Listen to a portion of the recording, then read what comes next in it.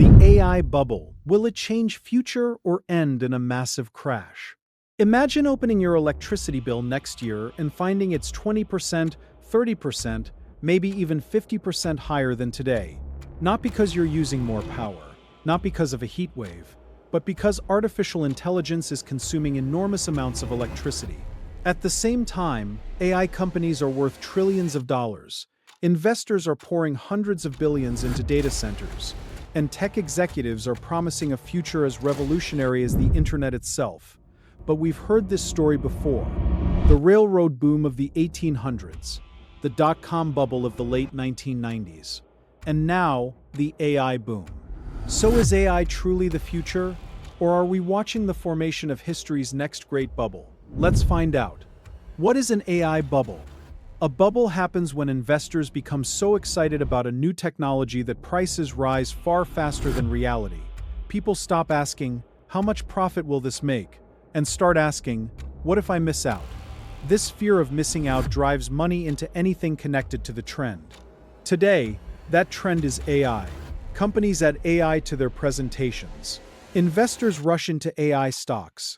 Governments offer incentives, and Wall Street treats AI as the solution to almost every economic problem. The result? Massive spending, massive expectations, and increasingly massive risks. Why AI needs so much electricity? Unlike traditional software, AI requires huge data centers filled with advanced computer chips. The power demand becomes enormous. Some estimates suggest AI data centers could become one of the fastest-growing sources of electricity demand in the United States. And someone has to pay for that electricity. For many Americans, the AI boom may arrive first through their utility bill. If local utilities must build expensive infrastructure, those costs often get passed to consumers. The good side, better consumer tools. Now, before we declare AI a disaster, let's look at the benefits. Unlike many past bubbles, AI is producing genuinely useful products. For consumers, AI could become what search engines became in the early 2000s, an everyday tool that saves time and increases productivity. This is an important point. A bubble can exist even when the technology itself is revolutionary. The internet was revolutionary, but the dot-com bubble still crashed. The dot-com bubble explained. Let's go back to the late 1990s. The internet was changing the world. Investors knew it. Companies knew it. Everyone knew it. Money flooded into internet startups. Many companies had no profits. Some barely had revenue, but their stock prices soared anyway. Why?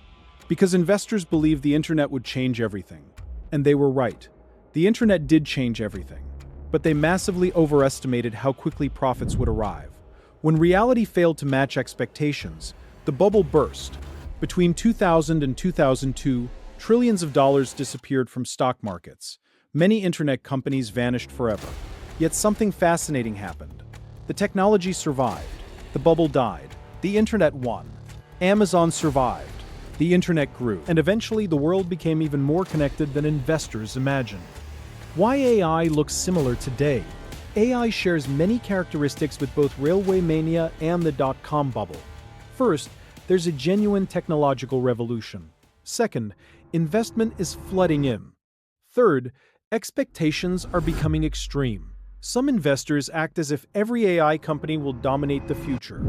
History suggests that's unlikely. Most winners haven't even been identified yet. Many companies receiving huge valuations today may not survive the next decade, just as most dot-com companies disappeared. What could cause an AI bubble burst? Several things could trigger a correction. 1. AI profits fail to justify current spending. 2. Energy costs become too expensive. 3.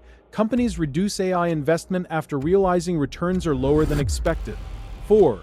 Economic slowdown reduces demand. 5. Investors simply realize expectations have become unrealistic. When that happens, stock prices can fall much faster than they rose. That's how bubbles end.